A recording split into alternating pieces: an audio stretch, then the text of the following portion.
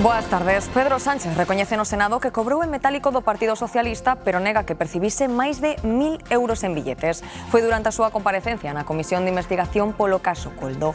Unha sesión tensa e cargada de reproches ao presidente que menospreciou o debate asegurando que era un circo.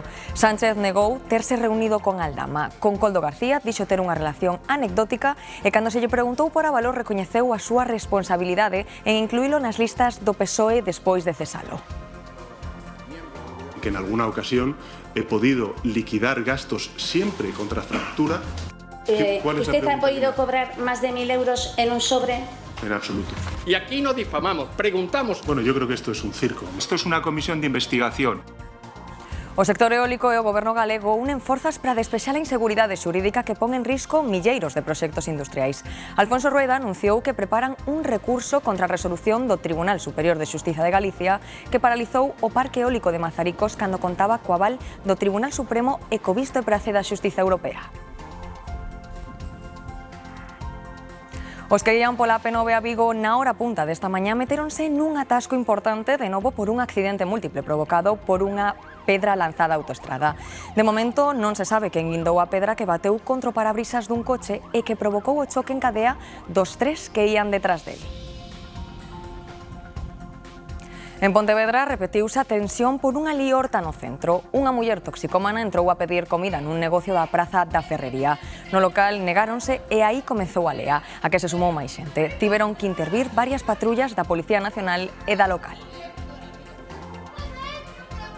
En Francia aumenta a esperanza de recuperar as xoias roubadas no Museo do Louvre de París tras a detención doutros 5 sospeitosos. Un dos arrestados formaría parte do comando que deu o golpe segundo as probas de ADN. E os investigadores creen que os outros 4 poden aclarar como se deseñou o plan. No tempo xa notamos a forza do vento pola mañá que deixa moitas zonas en aviso.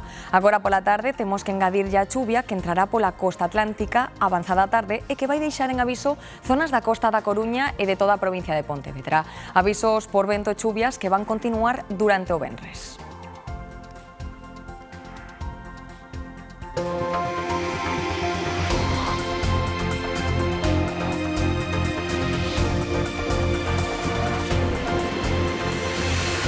¿Qué cree usted que eran las chistorras que también salen en el informe de la UCO, las lechugas o los folios? Sí. Pues mire, yo le diré una cosa.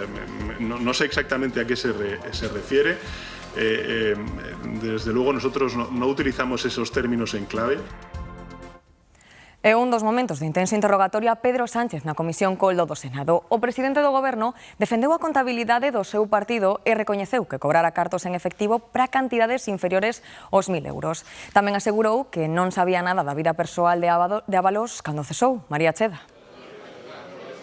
Sí, descoñecía esas chamadas chistorras, descoñecía a vida privada de Ábalos, descoñecía eses posibles cobros irregulares en comisións. De poucas cousas pode dar conta Pedro Sánchez agás dos cartos en efectivo. Efectivamente, admitiu que cobrou en metálico do seu partido, pero di que dentro da legalidade. Unha xornada cargada de tensión con continuas chamadas tamén á orde e cun Pedro Sánchez que conseguiu eludir boa parte das cuestións que se lle formularon o tempo que cargaba contra esta comisión que catalogou de circo e contra o seu presidente o que acusou de parcial. Polo tanto, moita tensión aquí no Senado, poucas certezas e, dende logo, moitas faltas de respeto nunha sesión que acaba de rematar hai poucos minutos. Facía 20 meses que Pedro Sánchez non comparecía no Senado. Este xoves atopouse cun interrogatorio bronco, tenso e con preguntas directas. Presidente, ¿usted pondría las manos en el fuego por Pedro Sánchez? Esa pregunta se responde por sí sola, por supuesto. O presidente puso a mano lume por él, polo seu partido. Mi organización es una organización limpia. E polo seu goberno. Mi gobierno es el gobierno con el de José Luis Rodríguez Zapatero más limpio de la historia de la democracia. Nega que o PSOE pague sobresoldos. ¿De dónde proviene el dinero? Proviene de nuestras cuentas corrientes. Pero sí admite que cobrou diñeiro en efectivo, pero nunca por riba dos 1.000 euros. ¿Usted ha podido cobrar más de 1.000 euros en un sobre? En absoluto. A mí no me han repartido en efectivo dinero escondido en cajas de puros. Pedro Sánchez marcou distancias con Koldo. La relación que yo tenía con Koldo García era absolutamente anecdótica. E aínda máis con Aldama. Yo con el señor Aldama no he tenido ninguna relación. Con Ábalos é diferente, recoñece a súa responsabilidade en volver poñelo nas listas despois de telo cesado. Creo que he respondido previamente a esa pregunta, por tanto, sí. Pero defende que actuaron con contundencia tan pronto tiveron datos. Evidentemente desconocía esos hábitos personales que desde luego yo rechazo, condeno. Sobre a súa muller, por supuesto que mi mujer nada tuvo que ver con el rescate de Europa. Defende a inocencia de Begoña Gómez e lamenta todas as liñas vermellas que di se traspasaron nos ataques persoais contra el e a súa familia. A comparecencia arrancou ás 9 da mañá. Foron máis de 5 horas de interrogatorio con momentos de tensión entre Pedro Sánchez e os senadores da oposición. O presidente do Goberno cualificou a comisión de circo. Con Zapatero é o segundo presidente en activo que comparece nunha comisión de investigación. Esta comisión de difamación... E non se contivo. Bueno, yo creo que esto es un circo más que una comisión. Bueno, esa es su opinión. Un circo, dixo varias veces, provocando un choque co presidente da comisión. Primero me va a permitir que agradezca la imparcialidad del presidente de esta comisión. Es un sarcasmo. Y en segundo lugar... Señor Sánchez, no va a discutir conmigo. El protagonista hoy es usted. Abría o interrogatorio a senadora de UPN e Sánchez sacaba de lentes para sortear as súas insistentes preguntas. Vamos a estarnos toda la mañana hablando de quién iba en el pellejo, ¿no? No, toda la mañana no, solo un poquito. Pues, señoría, depende del día. Me alegro que se lo esté pasando bien, porque la verdad es no que... se me le pase bien, es que me parece una pérdida de tiempo. O ton subiu uno aínda máis o senador do PP. ¿Vivía su hermano en Elvas? ¿Qué tiene que ver con el objeto de esta comisión? Se avergüenza, quizá, de hablar de su hermano. É que foron moitos os temas que se tocaron que non tiñan que ver coa comisión. Me cogen ganas de preguntarle con un sí o un no si es usted responsable de la muerte de Kennedy. Máis cómodo estivo Sánchez cos socios habituais. Queda coalición de gobierno progresista para rato. Más que para rato, para largo. Nin o PNV nin o BNG quixeron interrogar o presidente do Goberno. Os populares galegos consideran que a decisión do BNG de non participar nesta comisión de investigación é a proba da sumisión dos nacionalistas galegos a Pedro Sánchez. Non vaya a ser que por un día incomode ou enfaden ao seu amo, o señor Sánchez. Eu pregúntome ata cando vai seguir sendo o BNG unha comparsa do sanchismo. De verdade fai falta seguir sendo sumiso coa cantidade de agravios que leva acumulados en Galicia? Os prezos seguen subindo porque encarecen o transporte e a electricidade. En outubro aumentaron 7 décimas con respecto a setembro e temos a taxa do IPC no 3,1% que contrasta co 1,8% de hai un ano. O prezo da luz subirá aínda máis se o Goberno mantén o calendario de peche da central nuclear de Almaraz, segundo a Fundación de Estudos de Economía Aplicada. As tres eléctricas propietarias da planta, Iberdrola, Endesa e Naturgy, formalizaron hoxe a súa petición para que se prorrogue a súa vida útil polo menos 3 anos máis, ata 2030. Fano din porque consideran que as centrais nucleares son necesarias para evitar situacións como o apagamento do pasado mes de abril. For keeping the lights on in the country and providing a safe, cheap service. O primeiro reactor de Almaraz está previsto que se apague en 2027. A petición das eléctricas é estender a vida útil da central extremeña ata 2030, unha petición a que se suman os traballadores de todas as centrais españolas. Hemos pedido al Ministerio que por favor nos recibiera, que se sentaran con nosotros para escuchar las graves consecuencias sociales y económicas en la comarca nuestra. O Goberno mantén que para estudar a continuidade de calquera central se debe garantir a seguridade das persoas e do suministro e que non supoña un custo para os cidadáns, pero debe lidar tamén cun socio. Almaraz debe cerrar en 2027. Que considera o peche das centrais nucleares unha liña vermella que non se debe pasar e que está no acordo de investidura. Do prezo da enerxía depende tamén o futuro da planta de Alcoa en San Cibrao. Os traballadores e a Xunta de Galicia reclamanlle ao Goberno que cumpra cos compromisos e que garanta a suministración eléctrica no complexo de San Cibrao. A folla de ruta de Alcoa pasa por recuperar a produción completa de aluminio primario a mediados do próximo ano, pero condiciona os seus investimentos á disposición dun prezo da enerxía competitivo. Os traballadores reclaman avances. Para abaratar o problema de raíz que temos, que vemos arrastrando xa non desde 2020, senón desde 2012, pero que se acentuou coa presentación do ERE querer pechar por parte da compañía. Os traballadores analizaron a situación da planta coa Conselleira de Economía. A Xunta comprométese a solicitar unha reunión co Goberno para estudar a situación dos parques eólicos e o prezo da enerxía para a industria galega.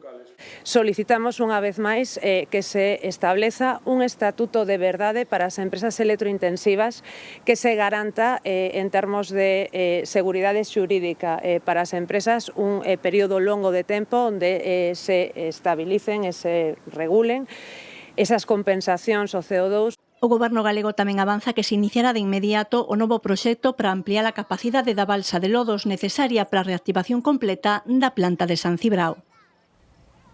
No proxecto de fibras téxtiles de Altri, en Palas de Rei, a empresa ten recorrida a decisión do Goberno de excluíla da planificación da rede eléctrica.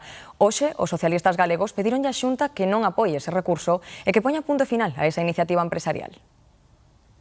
Nós paramos Altri e agora o que pedimos, ademais, é que esa exclusión da rede eléctrica da ampliación non sexa amparada pola Xunta de Galicia, que non apoie esa iniciativa de reclamar contra a exclusión da conexión eléctrica que pretende a empresa Altri. Nós decimos non a esa desconexión porque decimos non a ese proxecto, non a costa de calquer cousa. Alfonso Rueda ve inexplicable a decisión do Tribunal Superior de Xustiza de Galicia de anular outro parque eólico, desta volta o de Mazaricos, e confirma que a Xunta vai presentar recurso. O presidente insiste en que con estas sentenzas Galicia está perdendo oportunidades de investimentos que están aproveitando outras comunidades.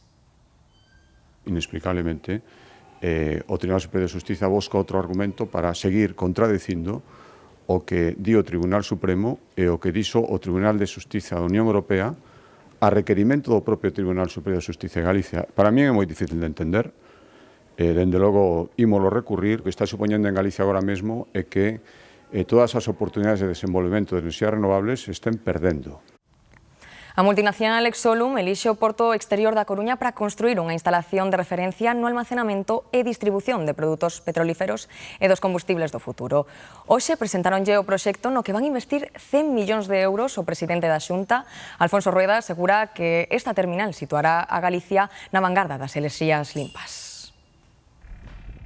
Exolum, a antiga CLH, prevé construir en Punta Lagosteira unha nave con 165.000 metros cúbicos de capacidade para almacenar, mesturar e distribuir combustible, o que a fará punteira e que estará conectada por mar, estrada e ferrocarril e que combinará varios produtos. Planteando no solo para productos petrolíferos de hoy, sino también para biocombustibles, para productos como etanol, el bioetanol, productos como el metanol verde. Sería, sin duda alguna, una instalación punterísima de referencia y de primer nivel.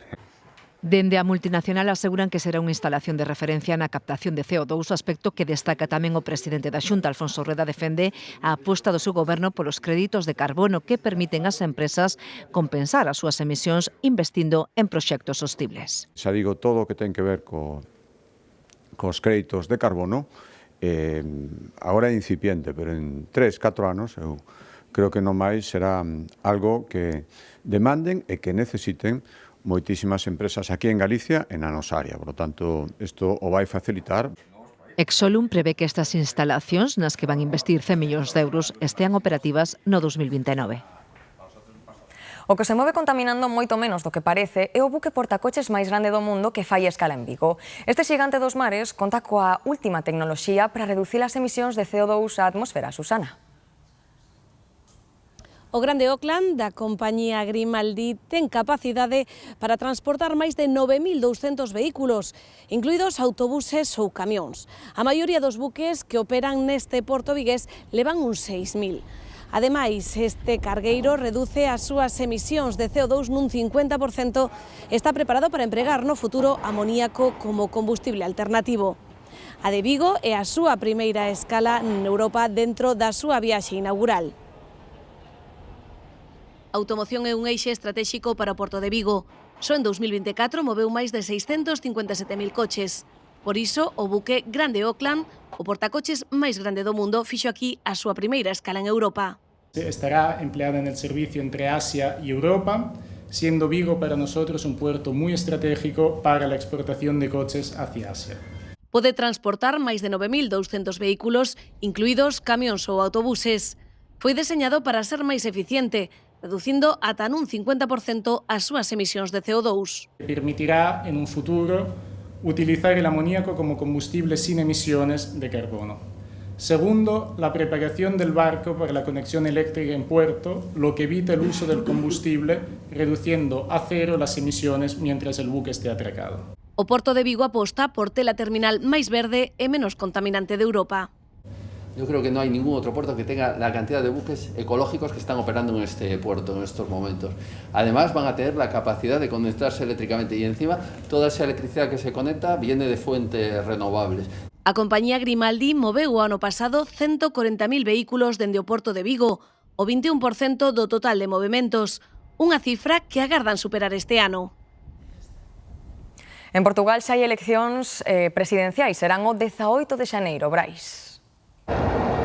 Sí, o presidente da República, Marcelo Rebelo de Sousa, xa indicara que o 18 de xaneiro era a súa data preferencial, pero non a confirmou até esta mañá. El non poderá presentarse a un terceiro mandato consecutivo, co que está garantido que Portugal terá un novo xefe de Estado. Así, estas eleccións completan un círculo de renovación en todas as instancias de poder en un contexto no que está a mudar a tradicional lógica de dous partidos. De feito, coñecemos os principais candidatos e todas as sondaxes dan como favoritos o militar Enrique Gouveia e Melo, que non pertence a ningunha das grandes forzas políticas. Sería a primeira vez en máis de 40 anos que un militar ocupa a xefatura de Estado e todo apunta que tamén por primeira vez en 40 anos as eleccións se resolverían nunha segunda volta. Hai moitos candidatos e o voto está moi dividido. Os conservadores apoian a Luís Márquez Méndez, os socialistas Antonio José Seguro e tamén hai unhas semanas confirmou a súa candidatura o ultra André Ventura. Estados Unidos e a China chegan posturas tras o encontro dos dous presidentes en Corea do Sur. Donald Trump comprometeuse a reducir os aranceis o 10% en recoñecemento á cooperación de Pequín na loita contra o fentanilo. Xi Jinping acepta atrasar un ano as súas restriccións á exportación de terras raras, materiais esenciais para a industria tecnolóxica sobre os que a China ten prácticamente o control mundial. Estamos tamén pendentes das decisións económicas que toma Bruxelas porque teñen sempre consecuencias prácticas nas economías familiares. Desta vez, o Banco Central Europeo mantén os tipos de xuro no 2% porque considera que os prezos están baixo control na Unión. María Calvo. Sí, todas as olladas estaban postas dos mercados financeiros en Florencia, en Italia, onde hoxe mantíñase reunido o Banco Central Europeo e dende onde acaban de anunciar que, como auguraban os expertos, manteñen os tipos de xuro no 2%, onde permanecen dende o pasado mes de xuño. Din que a política monetaria agora mesmo atópase nun nivel neutro, é dicir, nin impulsa nin frea a economía da zona euro. Por iso, o BCE prefire observar e agardar antes de mover ficha. Din que a inflación atópase no obxectivo e que o crecemento mantense pese á elevada incerteza provocada polos aranceis, a enerxía e tamén o conflito global. Ante este panorama, de novo, o Banco Central Europeo opta pola estabilidade e a prudencia, cumprindo así co agardado polo mercado. De momento non hai cambios bruscos e o prezo do diñeiro mantense no 2%. A vivenda é de lonxe o que máis pesa nas economías das familias e gastan máis os que alugan piso que os que mercan. Pagar unha hipoteca supón o 25% do soldo, mentres que o alugueiro leva o 36% do salario. Esa é a media en España, pero hai excepcións. Aquí en Galicia están tres das vilas de máis de 20.000 habitantes cos alugueiros máis accesibles, Esther. Iso di un estudo do INE que avalía as condicións de vida nas cidades. Un dos parámetros que recolle son os prezos do alugueiro e aí no top 10 de cidades máis baratas do Estado para alugar, tres galegas son Carballo con 326 euros de prezo medio, Lalín con 312 e esta, a Estrada, con 310. É a terceira cidade do Estado máis barata para alugar, ou polo menos iso din as estatísticas. 310 euros custaría de media alugar unha vivenda na Estrada. O Instituto Nacional de Estatística coloca como a terceira vila máis barata do Estado. Barata non. Non é máis barata, é bastante cara, casi é insostenible. Eu polo que escoito 450 pa diva. 500, 600, dependendo do piso onde se ubique.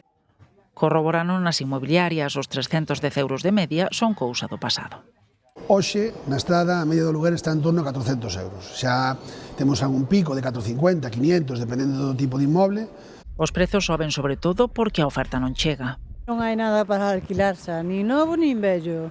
Teñen lista de espera para conseguir un piso, as familias, vamos, calquera. Fácil non é. No ser que te enteres de algo de boca a boca, tampouco non hai nada. O estudo do INE é parte dun proxecto europeo sobre calidade de vida nas cidades. Na Estrada presumen dela e preven que a demanda de vivenda vai a máis. Pola súa situación xeográfica é unha vila perfecta para vivir e a futuro, creo que a autovía pode ser un pulo para que, xente de Santiago, que en Santiago os alugueres están nun rango de prezos moitísimo máis alto, pois ti podes vivir a 10 minutos nunha vila con entidade propia, con actividade cultural propia. E tamén é, segundo este estudo, a quinta vila máis segura do Estado. Cando sobe o IPC e se manteñen os salarios, hai unha perda do poder adquisitivo. E isto é precisamente o que denuncian os funcionarios. Hoxe mobilizáronse en toda España para pedir unha suba dos salarios. Ameazan con folga de decembro en toda España se o goberno non atende as súas demandas. As protestas desta mañá sumáronse tamén empregados de empresas públicas como Correos ou Renfe. Tamén houbo protestas do Servizo contra Incendios Forestais nas rúas de Santiago, convocados pola CIGA para pedir que se amplíe de 8 a 12 meses o período de traballo do personal fixo discontinuo para realizar tarefas de prevención. Reclaman tamén igualar as condicións laborais e salariais do colectivo.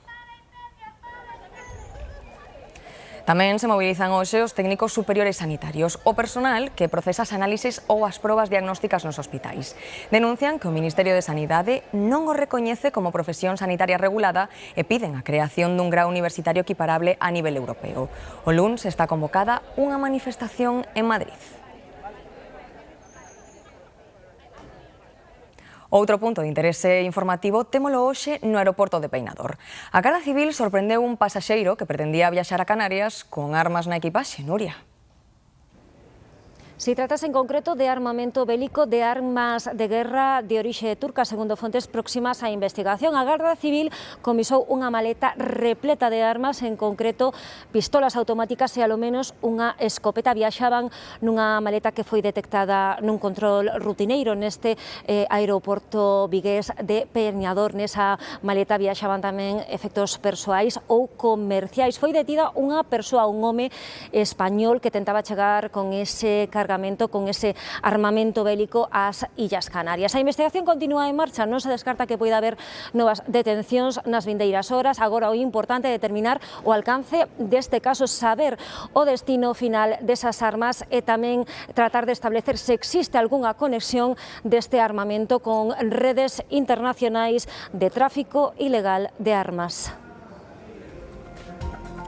Axentes da Policía Nacional detiveron en Madrid 2 fuxitivos condenados no Perú e Costa Rica por agresión sexual a menores. Despois de fuxir da xustiza, estableceronse no sur da comunidade madrileña, onde os arrestaron. En Pamplona segue aberta a investigación para aclarar a violación grupal contra unha moza que asistira a unha festa universitaria. 3 dos 4 detidos tiñan unha orde de expulsión de España que aínda non se executara. Deixaron a moza ferida debaixo dunha árbore e quitaronlle o teléfono móvil para evitar que pedira axuda.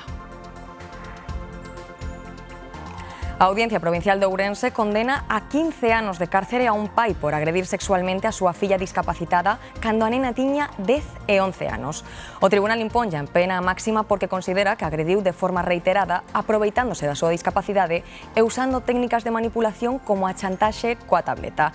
A sentenza tamén lle proíbe ao pai achegarse ou comunicarse coa súa filla durante 18 anos e facer calquera actividade con menores durante 2 décadas. En Guitiriz houbo que evacuar un ancián da súa casa tras incendiarse a cheminea. Na casa estaba tamén a súa coidadora que logrou sacalo a tempo en cadeira de rodas. José acababa de sair da casa para ir ao centro de Guitiriz. Marchou aproveitando que xa viñera a coidadora do seu pai. Esa foi a sorte. A muller logrou sacar o ancián a tempo da casa. Sacar, non, o bilufume xa o sacaron ao momento. Empezar a baixar o fume por baixo, o sacaron ao momento. O pai de José ten case 100 anos e está encamado, de aí os apuros que viviron ao ver o fume. Levárono para a casa duns veciños mentres os bombeiros traballaban na casa. Meu pai está ben, meu pai só lo vin un pouco, pero está ben. O lume prendeu na cheminea que ao parecer había tempo que non limpaban. Eu non sei Supoño que estaba algo sucio ou algo deso, pero non sei como estaba. Ata o lugar desprazáronse numerosos efectivos. Os bombeiros, cambios de bombeiros, estuvo a Guardia Civil, estuvo o municipal. Unha vez que apagaron o lume, arrefriaron a casa e contan volver a ela nas próximas horas. Varias patrullas da policía tiveron que intervir nunha liorta no pleno centro de Pontevedra. Unha muller toxicómana habitual na zona pediu comida nun negocio e como non lla deron, comezou o enfrontamento que se sumou máis xente. Non é a primeira vez que acontece algo semellante. Desta volta foi pasadas as 8 da tarde neste establecemento de venda de pizzas dos Soportais da Ferrería. O dependente non quixo darlle comida a unha muller toxicómana coñecida na zona e enfrontouse a ela. Discutiron e uníronse a liorta varias persoas máis que mesmo chegaron a darlle patadas ao mostrador, polo que tivo que intervir a policía para disolvelos. Intentaron agredir a un compañero ahí en su comercio porque no les dio comida. Se le intentaron meter, tuvieron que venir 5 o 6 patrullas. Os comerciantes e os hostaleiros din estar fartos dunha situación que empeora cada día. Hacen sus necesidades por la calle, este callejón se meten ahí, es horrible, el olor es fatal. Limpiar todas as mañáns, fan as súas necesidades na calle, tanto no callejón como no propio soportal, os olores. Y vienen aquí, ensucian, están con la cerveza, fuman unos cigarros extraños. Din que hai un efecto chamada cada vez que chega o inverno, precisan solucións urxentes porque moitos xa evitan esta zona da cidade. Claro, son reacios a venir porque, claro, están tomando algo tranquilos y se les meten casi dentro de la mesa a pedirles. A xente que ven con rapaces, que ve a xente maior, que quere pasar e demais, pois evita pasar por aquí. Son as horas despois desta liorta, a poucos metros na praza de Méndez Núñez houbo outra en que interveu tamén a Policía Nacional.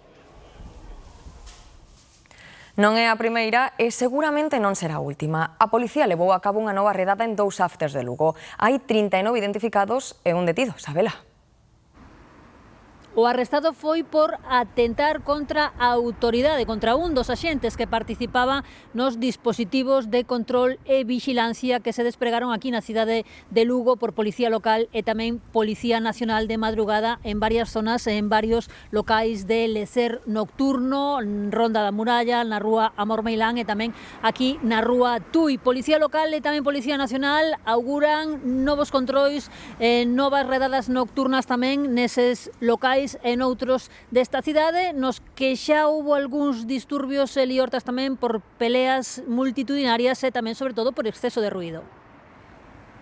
Esta mañá comezou de novo accidentada e con atascos importantes na AP9, desta vez a altura de Vilaboa en sentido Vigo. Houve un choque en cadea con 4 coches implicados. E o máis preocupante, a causa foi unha pedra lanzada á autoestrada, Paula. Exacto, Antía, esta mañá producíase sobre as 8:30 aquí á altura de Vilaboa na AP9 unha colisión múltiple entre 4 vehículos despois de que a un deles lle caeran varias pedras no parabrisas. Foi no quilómetro que está ás miñas costas, no 138 en dirección a Vigo, como decimos na AP9, ao seu paso polo lugar de Acuña, no concello pontevedrés de Vilaboa. E, por certo, no mesmo punto kilométrico, pero en dirección oposta, tamén se produciu esta mañá outro sinistro, pero que nada ten que ver, non ten relación con este primeiro que estamos mencionando. Aquí en Vilaboa a Garda Civil aínda investiga quen puido guindar esas pedras dende a ponte que está ás miñas costas e que puido ter como resultado, ademais das retencións que houve do ferido leve que realmente houve neste incidente, pois consecuencias moito máis graves deste acto vandálico que preocupa e moito non só neste concello de Vilaboa, senón tamén nos colindantes de Pontevedra ou Vigo, onde tamén non sería a primeira vez que ocorre. A Garda Civil investiga quen e por que guindou pedras desde unha das 2 pontes superiores da P9 no lugar de Acuña en Vilaboa, no quilómetro 138, contra as 8:30 da mañá, sentido Vigo.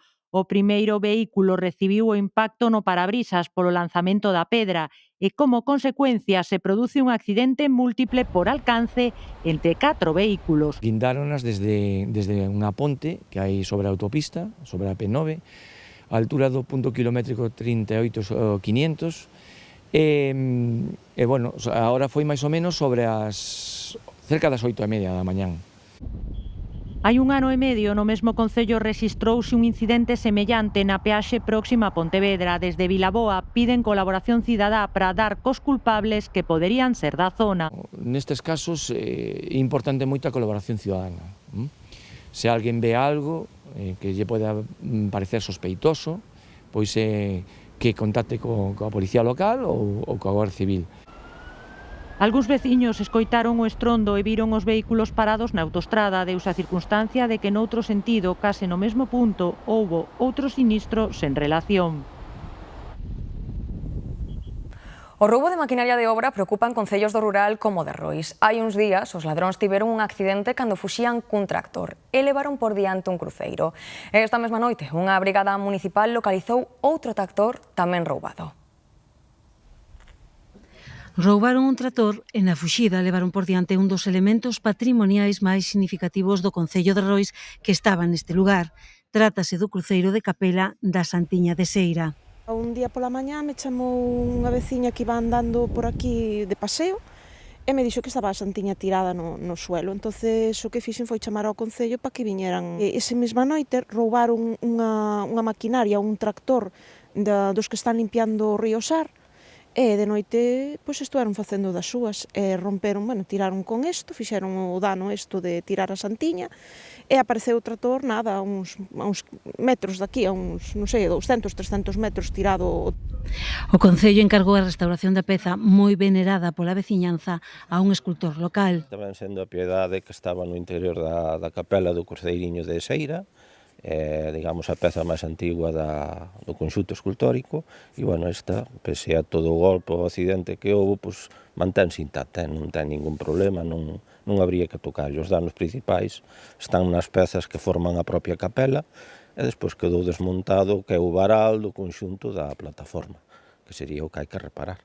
Parece ser que na salida, que lle deron un golpe e acabaron por tiralo. Había marxen para maniobrar, pero unha salvaxada. Esta máquina, que está a reparar nun taller próximo, tamén foi roubada e unha brigada municipal atopaba esta noite. Aquí en Roi non sei que pasa, que ven a xente a facer daño, non fan daño. Mira, levar para arriba, para o monte, mira, que vería. Lograron localizala porque dispuña dun xeolocalizador. A Garda Civil detivo un home por 2 atracos en oficinas bancarias de Toledo. No primeiro, en marzo, levou 6.000 euros. E no segundo, 7 meses despois, case 4.000. O detido actuaba só, armado cunha pistola e agochando a cara baixo unha máscara e unha gorra. Os axentes atoparon todos os cartos roubados na súa casa.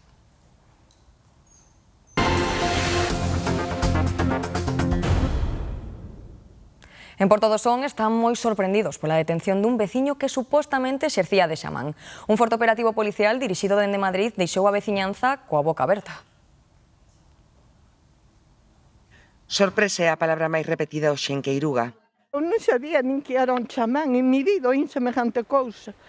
Un home, unha persoa con supostos poderes sobrenaturais para sandar enfermos ou adiviñar o futuro. Había rumores sobre ele. Eu escoitara moita xente falar sobre eso, sobre que o tipo facía maxia negra, que tiña círculos satánicos e cousas así polo estilo. Todos son seicas. Seicas veces se vían luces extrañas na parte de atrás da casa, Seica sacrificaba animais nos rituais e Seica unha vez tivo un problema co marido dunha clienta o que acusara de infiel. O home foi a por el.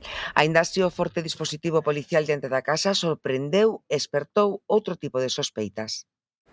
Todo o mundo desconfiaba de que era unha redada para de droga. Había de 20 a 30 coches de policía, 3 furgóns grandes e despois coches pequenos, había como de 20 a 30. Non foi a única, coinciden fora de cámara outros veciños, non tiñan trato con el nin coa familia dende que chegaron a Queiruga, uns anos antes da pandemia. E viñeron cando era a revolución en Cataluña do independentismo.